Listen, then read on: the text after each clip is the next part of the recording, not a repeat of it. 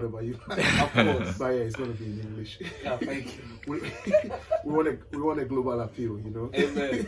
Amen. Oh, that's lovely, man.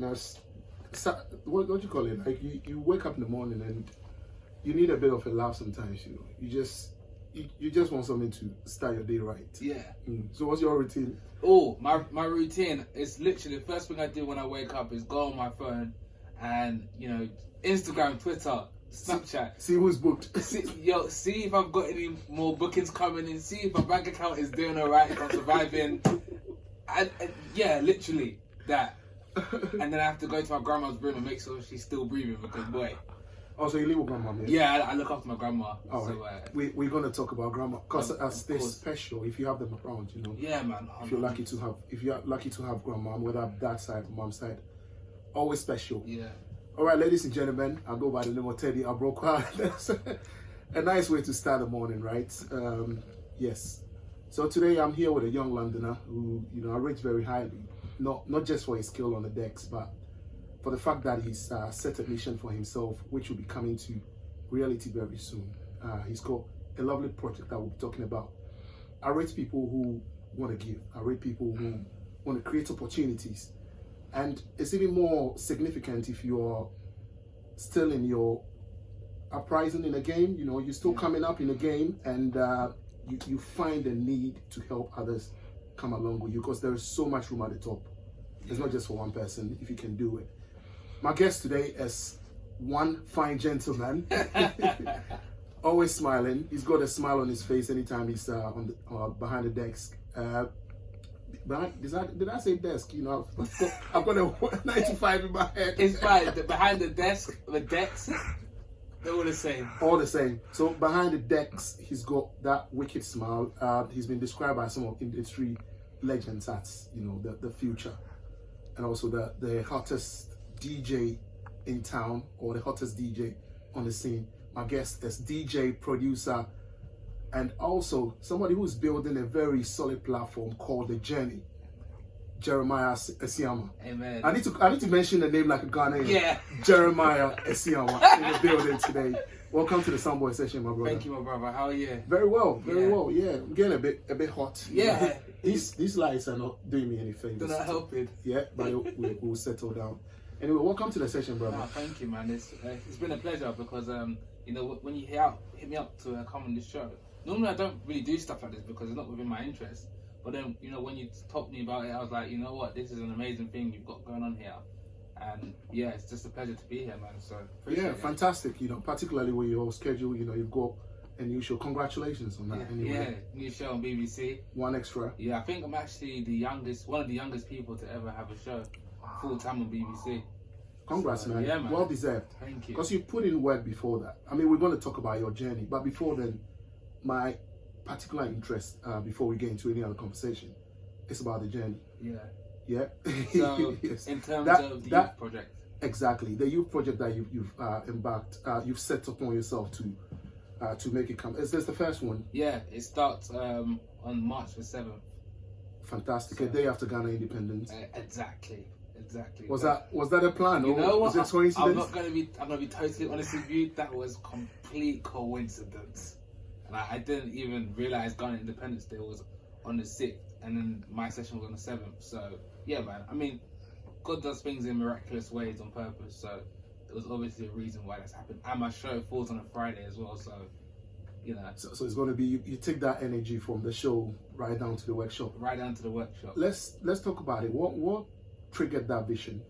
I think when I first started radio, I was 15, and you know, a lot of people had helped me, given me advice, and I was very humble to receive advice. And I never ever had an arrogant or, you know, thought I was too good for anything. But along the way, I also saw certain people's attitude and just envious people, and you know, certain people who were almost like giving you information but holding back from really what you wanted to hear.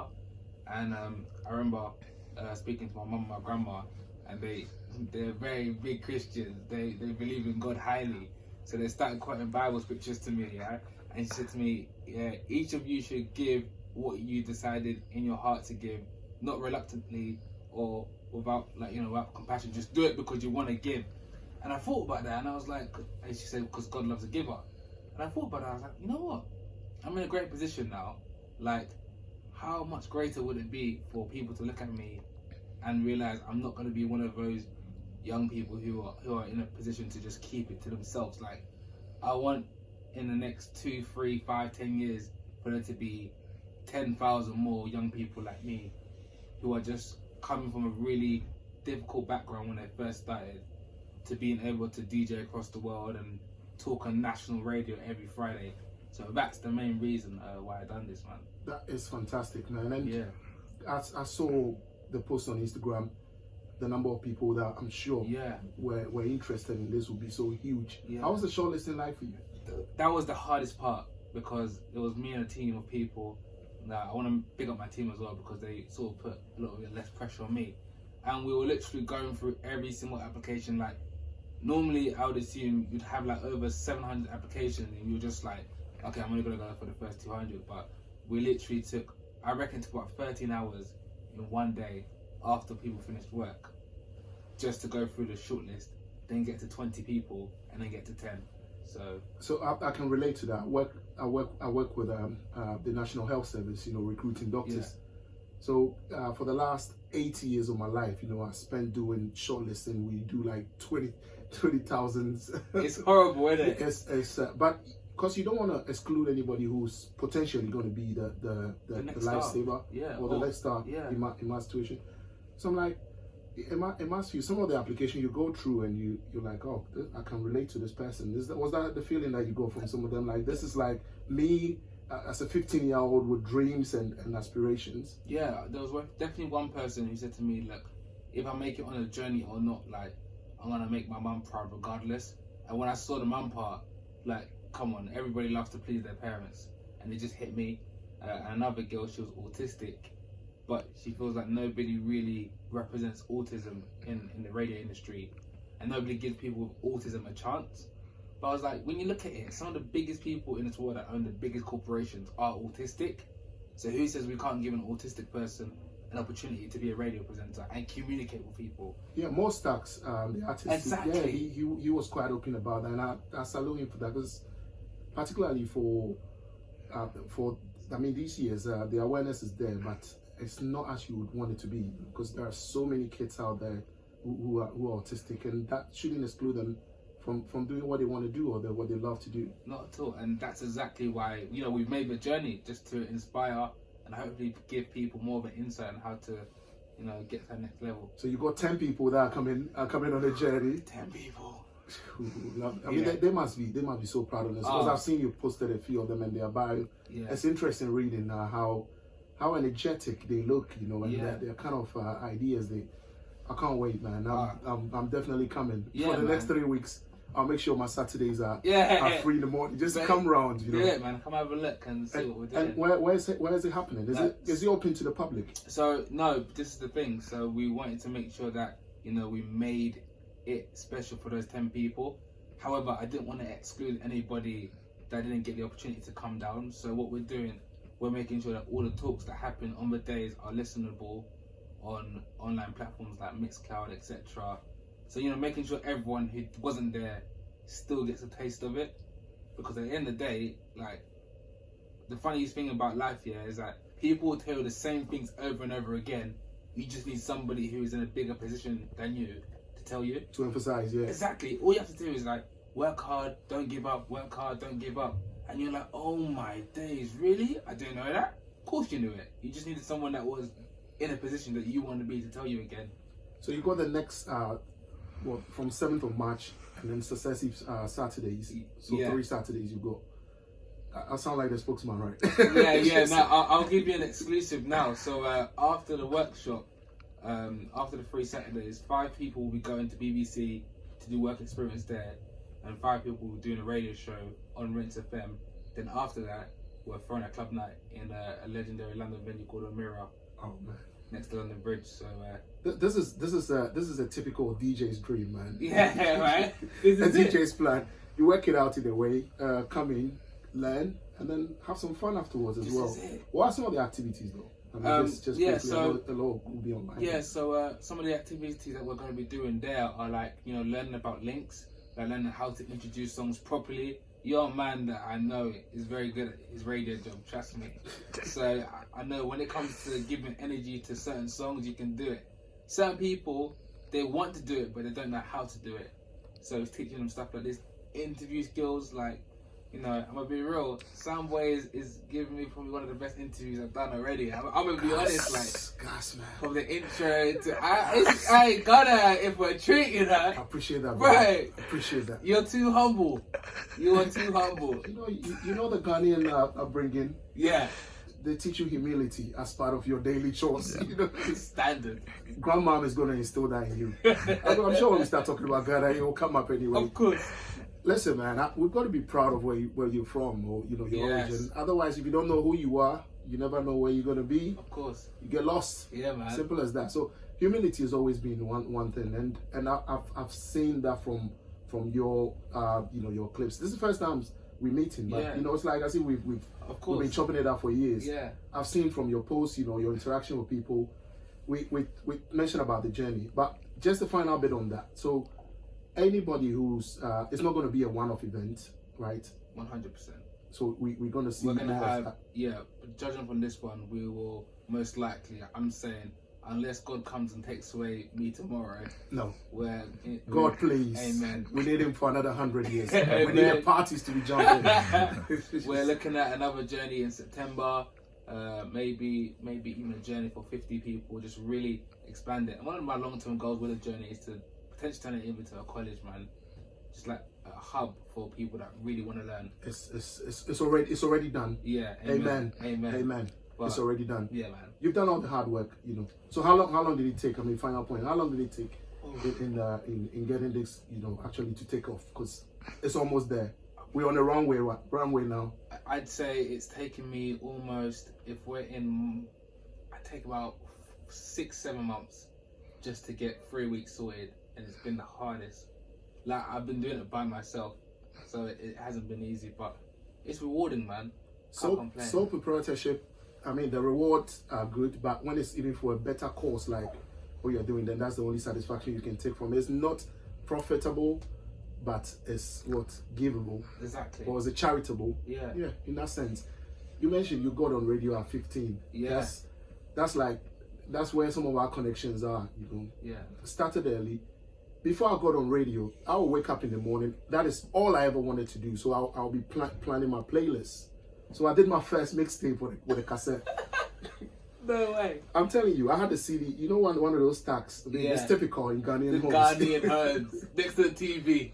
Yes. Yes. So I play, pause, record, pause, put another disc in, do the same, and then put like a mixtape together.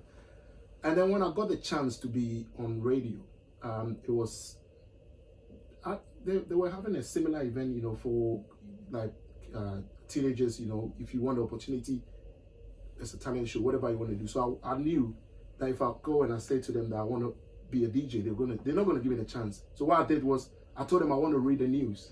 Wow. Yeah. So the lady heard my voice and she said, "No way, you're coming with me the next time." You know, that was it. I love it. That was my break, and then I went on to do, you know, college radio. I went on to do work for the national broadcaster in Ghana for my national service, and then I moved to London. Came here for further studies. Did a pirate radio, and I'm here. Yeah. Amazing. Not to take anything away from you, right? No, of course not, man. Yeah, it's your story today. Yeah, no, don't worry. I mean, I love hearing your story as well, man. Yeah. So how was it like for you? 15. Where did you start? Yeah, I was literally at home one time, and I was realizing, you know, my school teacher said to me, to my mum, she said to me, if Jeremiah, at this rate in Jeremiah's life, by the time he's 18, he'll either be dead or behind bars, and that really stuck with me. You know, one time I was up early in the morning. I just. Well, were you up to no good? Yeah, mommy, I'm sorry. I was literally typical teenage life. Yeah, standard. Yeah. Like 6 o'clock in the morning, I was like put on the TV, and you know, this girl on the radio was presenting, and she said, you know, text us if you want to get involved. So I thought, oh, that can't be real. So I took my mum's phone, obviously, and made her pay for it without her knowing. Still to this day, she don't know that she paid for it. But Mommy, I'm sorry, but I'm sure I paid her back. It was £2 Oh. for a text. And then I texted in, and then the person responded back to me. I was like, wait, you can actually interact with people that you physically can't see. And for me, that was a mad moment. Like, and I was like, what? You physically kind of talk to people that you can't see. And for me, that was a mad moment. And I was like, this is what I want to do.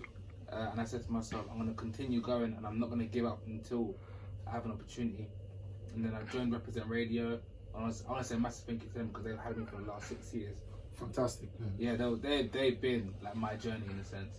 And one time, there's a guy called Toddler T, he's on Radio 1.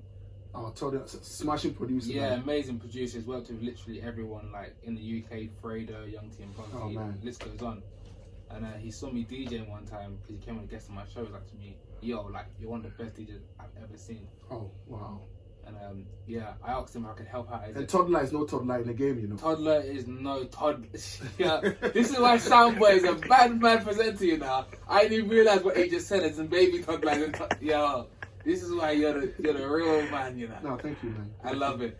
And then yeah, I asked Toddler if I could help out at his event. And Toddler was like, yeah, I can't pay you. I was like, no, I don't need money, I'll just do it because I want the experience. And this how I know God works in miraculous ways. So his DJ pulled out last minute. So he said to me, bro, have you got your USB on me? And yeah, of course I have. So I started DJing. I was meant to DJ only for an hour, but he messaged all the other DJs to get there for 12.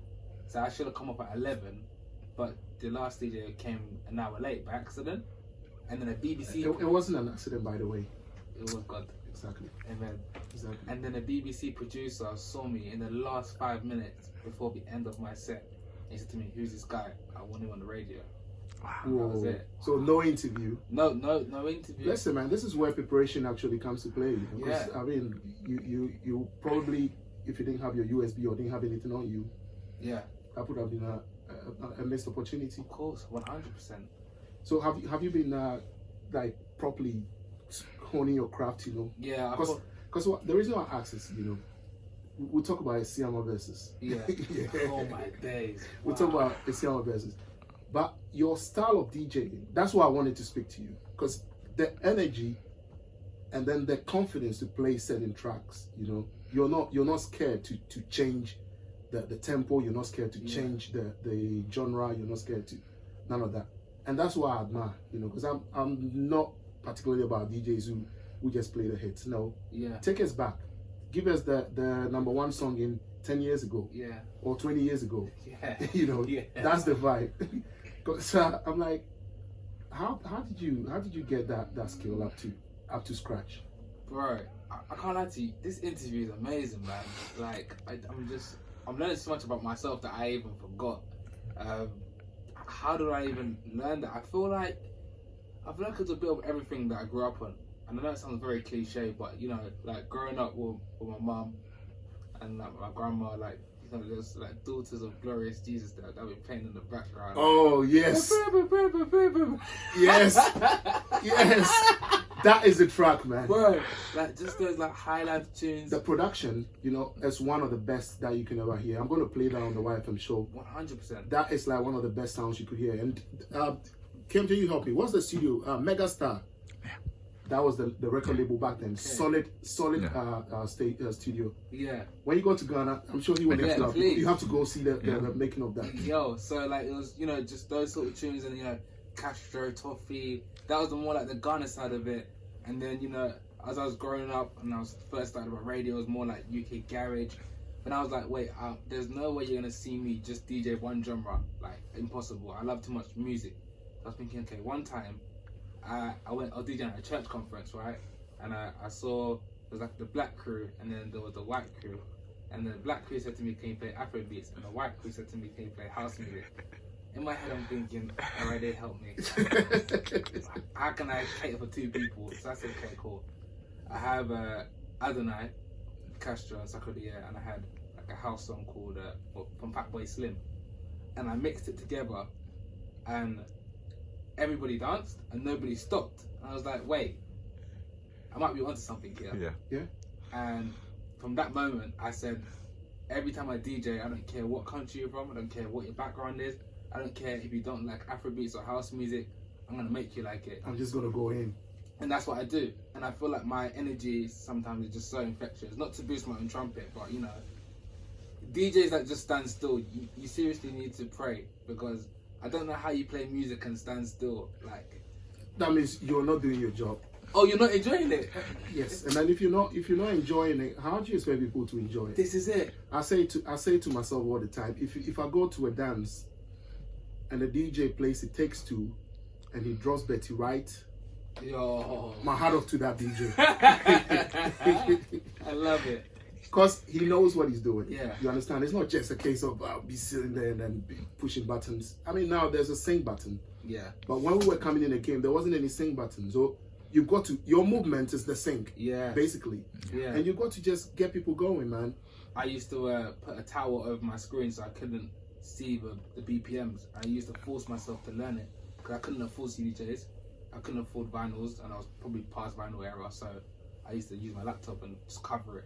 And I feel like, you know, a lot of DJs now, they don't care about that. They just want to press sync. And, you know, fair play to them. It's part of this, you know, the computer system. So you can if you want, but, you know, I wouldn't. No. I mean, and it's the best way to learn anyway. Because you can't, if the sync button is there, you can use it. I mean, nobody's going to stop you from that. But you've got to be able to do it the manual way. And there is nothing like educating yourself in the field you're in. Yeah. So regardless of what you do in life, if you're a producer, you've got to know the history of production. 100%. Because you've got to stand out. There is a million podcasts in the world. There is a billion DJs in the world. But there are some that earn 100 grand. There are some that earn £5. Yeah. You know. So how do you differentiate? It's by investing in yourself, by educating yourself. You've got to know the rudiments of the game. Anyway. Yeah. Let me just. No, I love it, man. I love it. So Asiamah versus. Yeah. Yes, I saw the one on YouTube. You and DJ Tiny. Yes. And you know what was so significant for me? This is two young Ghanaian boys on radio, mixing live, enjoying what they love to do, and then you know just giving us some good entertainment as well. I'm like, whoa. So who's all the DJs that you've yeah, so that's amazing. You've squared up to? So Silent Sam is another Ghanaian UK funky DJ. Teddy. Yeah, Teddy as well. You know Teddy? I've never met him. We used to follow each other on Twitter. Crazy. Yeah, Teddy. Because I was DJing, so a lot of people got us confused. Right. So I remember one. Let me tell you the story before you proceed. God. So one time, so this lady, I don't know where she got my number. She WhatsApp me is like, you know, like coming to do it. I'm like, no, that's not me. So I asked her, where did you get my number? And he said, well, you know the producer. I said, no, I wouldn't want to take anybody's credit. Yeah, of course. Because I'm original Teddy Abrokwa. Yeah. Like Jeremiah Asiamah. There's only one of you in the world, you know, if you Google that. And I'm back to the story. Yeah. Back Asiamah versus. Oh, okay, we'll come back to me. I was enjoying the story, man. Yeah. So we had like people like Silent Sam, Star One, Taser, who produced like one of the biggest house records in 2017 called Wet Dollars. And yeah, that's pretty much been it really. Freight Train.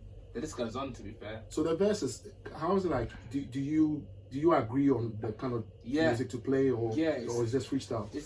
We sort of agree roughly beforehand, but it's something what I've done on Represent, and I've now brought to BBC.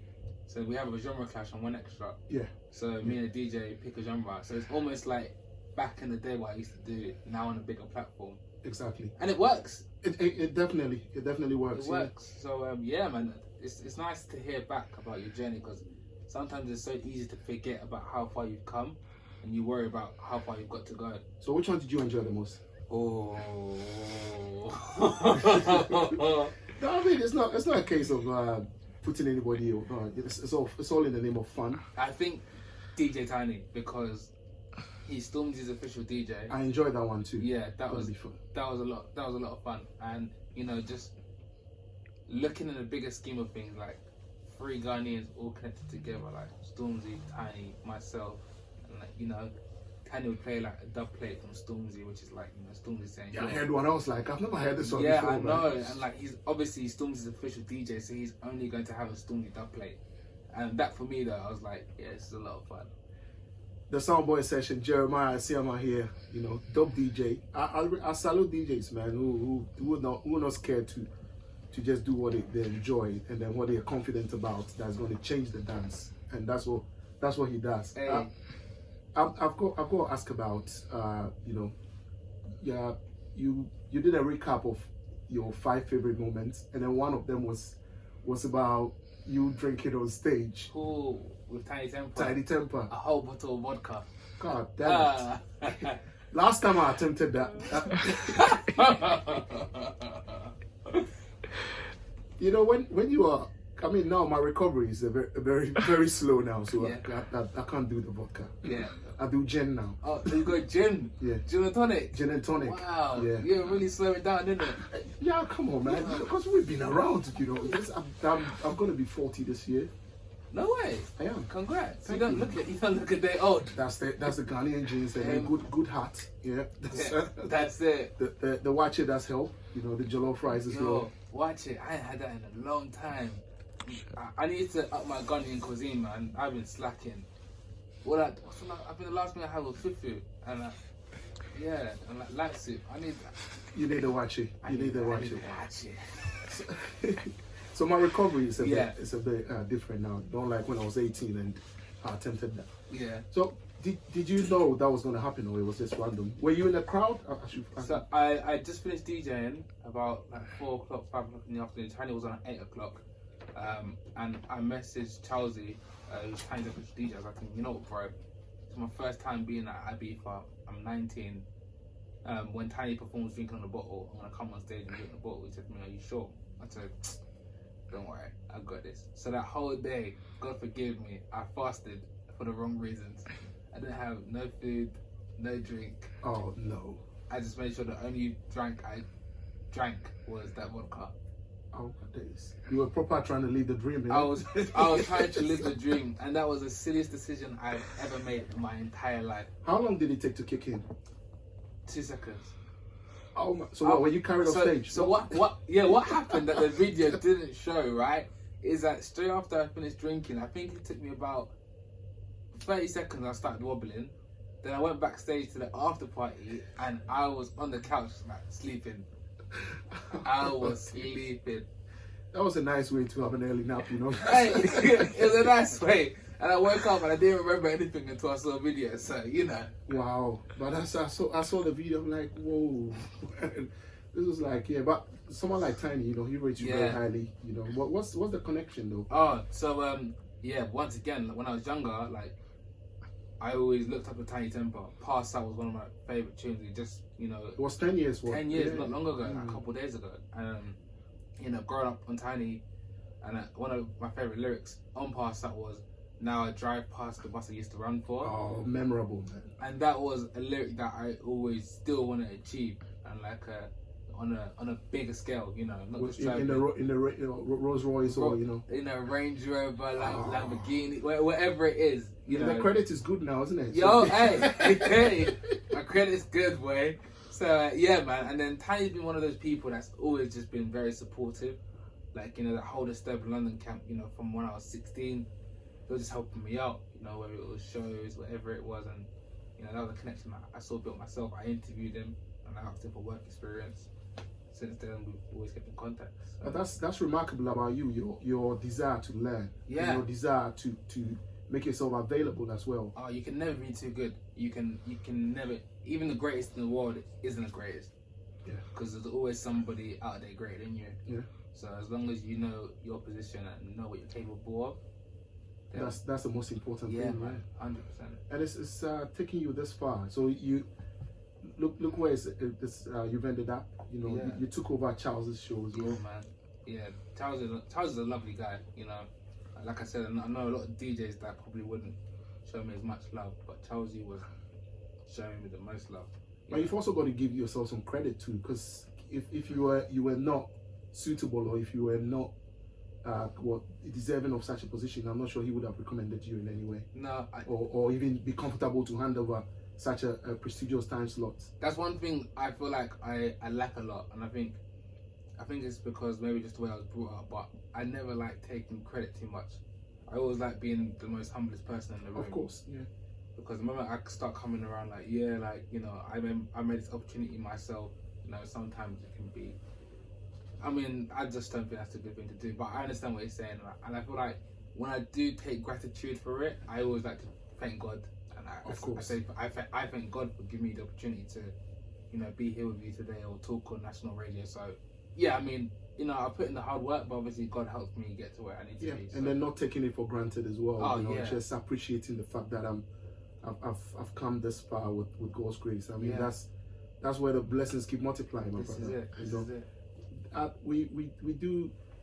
We do come to a certain situation sometimes, and you're like, wow. Maybe after it's happened, then you can really piece the bits together and realize, oh wow, this wasn't just a fluke. Mm. You know, you wake up in the morning, you get a call. Maybe after the call, you step out and then you meet somebody. The number of people that I've met, you know, through no reason. I know some of them, it happens, right? So I'll tell you a story. Yeah. I used to drive an Uber, right? Jeez. One time I picked somebody. Paris. And guess who it was? Kano. Oh, no way. This is I've wanted to save this for like another day, but I'll just tell you that story. The reason why I'm doing this, right? Yeah. This interviews. I mean, I stopped the radio. I stopped DJing when I had my first child. You know, juggling that with 95 and all of that. It was just too much for me, and I stopped doing it. So 5 years on, and I picked Kano. The journey was about an hour and a half, and this was the day that Klitschko and was it Anthony Joshua or Fury? Yeah. One of them, I've forgotten exactly, but yeah. So it was a very solid fight. He was going off to see his mates to see the fight, and then we started talking. So throughout our journey, we talked about pretty much everything. So I went back home and I'm like, whoa, I could have recorded a podcast that would have been gold. I'm telling you.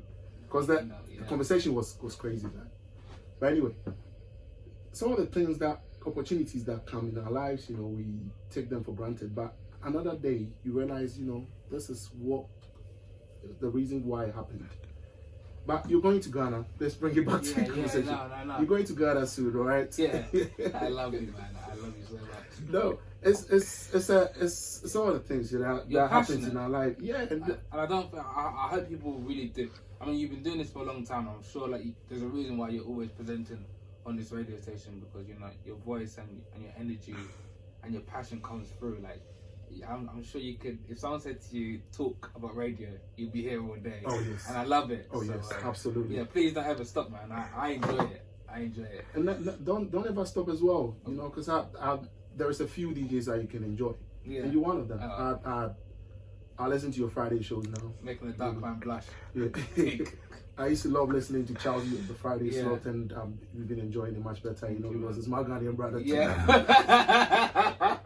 So we talk about Ghana before we leave, you know. So you're going to Ghana? Yeah, man. Going to Ghana start of April roughly. I'm only going for a week, man. Just you know, I went to. I've never been to my country in a long time, so I just thought me and my family would come. When was the last time? It was like 1 or 2. I know. Yeah.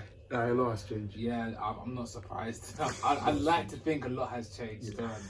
Yeah, spending a week in Accra for a bit, and seeing some family as well. It should be nice, man. I don't really know what Ghana's like, and you know, one thing I have to salute to Burna Boy here, because even though he's Nigerian, like, we're still family. And when I listened to the African Giant album, there was a skit in there where somebody was talking about, you know, how important it is for you to know your background and know where you come from. And like I said earlier on, this is about the journey and people finding out stuff. Like, it should be something that should be second nature. You shouldn't have to hear someone tell you to go look for your journey or where you're from. But I thought, okay, let me type in, you know, like Accra, or like, is it Elima Castle, or like Elmina. Or like a shanty town, and you know, finding out about, I can't remember her name, but there was this lady. She was like the goddess of war in Ghana. Yeah, Santua. Exactly. And you know, once you see stuff like that and see how amongst all these men, she was arguably one of the biggest soldiers who, you know, helped the shanty town. I'm like, yo, this is why we have to show so much respect and so much love to our parents, you know, Ghanaian sisters, our brothers, and you know, just really embrace our culture. And I was like, yeah, next summer I'm going Ghana. So it's my first time. I just want to see what it's like with my own eyes. And that's the beautiful thing, because the expectation is so minimal. You're going to enjoy the most of it. I'm telling you. Hey, I don't even. I'm not looking forward to. My grandma told me that the roads are bumpy still. No. I mean, if you go in the towns, obviously. Yeah. Okay. Have you seen some of the rough roads in London? Those private roads. Yeah. Some of them are worse than. Oh really? I'm telling you. Okay. And there's also, sorry to every Ghanaian that's listening right now. I apologize in advance, right? But I don't know what the word is, but we have these sort of buses where like there's loads of people coming in, like a small bus. Nah, I mean that's like years ago, man. Oh, Bon Shaker. Yeah. So that Castro song, Bon Shaker. Okay. That was the reference there. See, this is why I shouldn't have friends that talk nonsense in my ear, you know. They're telling me all the things I shouldn't be hearing about Ghana, but I'm thinking is, because at the same time, I don't want to go to Ghana and it just be too commercial. No. There is Ghana, and there is the year of return Ghana. Yeah, exactly. Where you see all the Range Rovers and all that stuff. No, you need to go in the hinterlands. I'm not really looking forward to seeing the new Africa style of Ghana. Great, but for me, no, I want to see the young kids that are playing football with no shoes on. I know it sounds very bad to say, yeah. No, but it happens. That's the way it is. I feel like when you see stuff like that, it helps you creatively. It helps you understand where you come from. It helps you be more appreciative, because you can see it on TV, you can see it on YouTube, and you're like, yeah, cool, I get it. But once you see it for your own two eyes, it changes the whole ball game. And I'm going out there just to spend the week also producing Guilty Beats, and Jafaki is a producer in Ghana as well. We're linking up out there. So who's the other one? Jafaki. Oh, okay. Yeah. I think that's how you pronounce it. Is it Gafachi? Is that Gafachi? That the same Gafachi, D Black's Gafachi. Yeah. Okay. Yeah. I know Gafachi. So, yeah. He's been around for some time. Yeah. So we've also got a tune coming together. Wicked, man. What's Gafachi and Guilty Beats? Just me and Gafachi, and potentially. Actually, actually, if I say we can take the exclusive. Why not? We're looking at features, and our top 3 on our list was A-Star. A-Star is dope. Yeah, potentially Easy. Okay. Or somebody else, but you want to keep that one thing. But these are all just. At least you're giving us 2. So. These are hopefully, you know, if they like it, then can't give away too much now. So your production style is more house. Yeah, 100%. Like I look up to people like Major Lazer, you know, bring that dancehall vibe, but also the Afro influenced music. I just keep the high energy. I love high energy music, man. Yeah, I love it. Yeah. So looking forward to Ghana, man. It's going to be an amazing time, I'm sure. So what's the future holds, man? The journey has only just begun. Literally for your journey, and also for the Journey Workshop project as well. Yeah. Bro, honestly, I know it sounds very cliche, but I just have to put it into God's hand, man. Like, I want my journey to just, you know, you see the way Tiny Temper has been able to build a career for himself, but you know his brother works for him, his family works, and then builds, like, they built off him and then built their own thing. I want to do that for my family. Generational wealth. 100%, and like not even just like financial wealth. I'm talking like mentally, spiritually. Like I want people to remember where I grew up and be like, oh my days, do you know that's where Jeremiah was from? Or like, do you know what school Jeremiah went to? Like that's the sort of vibe I want to leave. Not even leave, just build. And hey, like, you know, the goal is unrealistic. I want and will be like one of the biggest like DJs, and I mean that like humbly. Amen. And this is the only time I get a bit, you know, selfish. Like I know my potential, and I just got to keep on working hard. And you know, this is actually my first interview I've done all year. Thank you, man. Thank you. In like almost 12 months. Literally, I don't like doing interviews. Cause I always find like people just do it because of like where you are in a sense. Like, oh, he's doing well, let me get an interview with him. But like I can tell from the start of this interview, before I even open the mic, like, you know, your energy from you and the station and the people in the room, I can feel it. And yeah, it's a blessing to be here, and yeah, man. Because I mean, that's what we're all about, you know, just sharing people's stories, because it changes lives. You know, somebody will hear how you got on, and will influence them. You know, take them away from some silly situations, and then get them to achieve their dreams. And I mean, come on, we can only just support. That's the only bit I can contribute. Yeah. Give the platform for others to also learn from. Can you also help me? My grandma keeps on harassing me to find my wife. So if you know any, 21-year-old Ghanaian girls like my age, But are you ready to settle down now? I'm ready to marry her, or I'm ready to marry. I will play bowling. You may kiss your bride. We actually seen Bolly on Friday. No way. Yeah. I played this tune about 2 weeks ago on radio.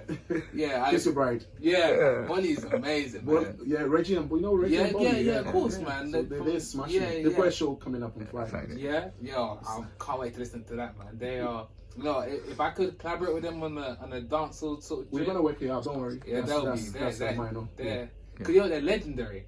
Absolutely. This is the thing, yeah. People in the UK just see them from X Factor, but if you don't know, then you're doing something wrong. Because see them lot there, their music, yeah, like on a Ghanaian aspect of it, like a classic. Like You May Kiss Your Bride is on the same par as Daddy Lumba's like Poison and Abinwaha. Yeah. I'm just saying it, like if you disagree, that's a fact. That's a fact. People need to put more respect on him, like because if you play Reggie and Bolly or whichever one in a dance in the UK, yeah, in front of a Ghanaian crowd or even a multi-genre crowd, whether you know the lyrics or not, you're gonna be dancing because it's very simple to understand, and that's one thing I love about people and artists in Ghana, yeah, because no matter if you understand the genre, if you understand what they're saying or not, the rhythm, the vibe is something that they always bring. So yeah, man, big up to Reggie and Bolly because. One of my favorites. That's the thing. So, ladies, you know what to do. Hey, are you accepting DMs? Yeah, hey. Are they champion? So, my mom's gonna kill me. Or you want to do speed dating? Okay, so how about we do it this way? Becoming Mrs. Asiamah. Oh. Yeah, that's a big bucket list to fill, you know. Yo, I got so many questions I need to ask. Yeah. But definitely, you've got to be able to cook some jollof and some wachi, and some light soup. Yes, and peanut soup. Peanut soup. Yes. Yeah, granite soup. Yeah, that's what we call it. Yeah. And add the okra, and then you add what else do you add? I don't know, okra, and cow foot. Cow foot. Oh my god. Yeah, I can't wait to go to Ghana. You know, I'm gonna be there with my hands. The bowl of water. Yeah. So when you come back, let me know the taste of the goat in Ghana. Okay. And the taste here, you realize that what are they selling to us over here? I think we'll have to leave you on that note. My brother, thanks so much for stopping by. Where did they find you, man? What's your socials? Jeremiah Asiamah. I'm sure the Ghanaians can spell that, but if you can't spell it, Jeremiah Jeremiah Asiamah ASIAMAH, man. Fantastic, and that's a unique name. Yeah. Yes. So all the best, my brother. God bless, and thanks for stopping by the Soundboy Session. I'm sure we'll catch up when you come back from Ghana. I'm telling you now, I'm coming back. As soon as I land, before I go on BBC, I'm coming there. Amen. So, amen to that.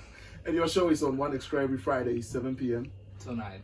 Till 9. Yeah, man. 2 hours of what? Just straight up party vibes, man. Like I said from the start, bringing people from different cultures, different genres together to party. Whether you like Afrobeats and house, great. Like drum and bass and hip hop, great. And what's your go-to track?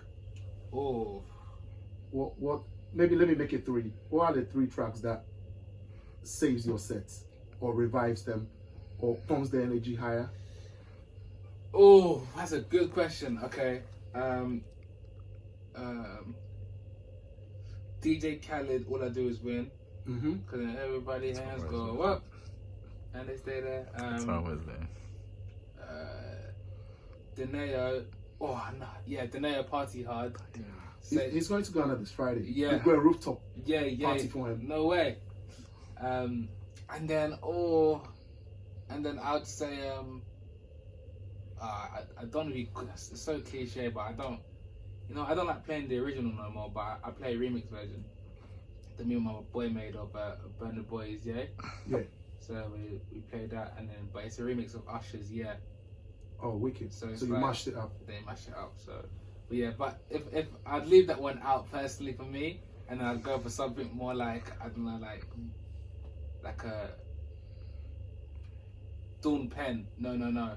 Oh. They're more like a reggae dancehall vibe. Just Just keep the party going. yeah, man. My brother, thanks for stopping God by. bless all man. the time, Yeah. man. God bless, you know, and God bless our homeland Ghana. Hey, GH, I'm coming, baby. Yes.